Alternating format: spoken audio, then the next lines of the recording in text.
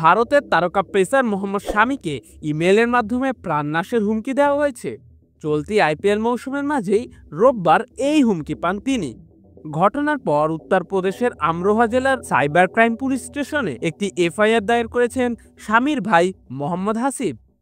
ভারতীয় গণমাধ্যম the Times of ইন্ডিয়ার প্রতিবেদন অনুযায়ী হাসিব অভিযোগে উল্লেখ করেন রাজপুর সিন্দার নামের একজন ব্যক্তি স্বামীকে প্রাণনাশের হুমকি দিয়েছেন এবং তিনি নাকি চেয়েছেন 1 কোটি টাকা মুক্তিপণ। এফআইআরটি ভারতীয় দণ্ডবিধি 2023-এর 308-এর 4 ধারা এবং তথ্য প্রযুক্তি আইন 2008-এর 66D ও 66E ধারায় নথিভুক্ত করা হয়েছে।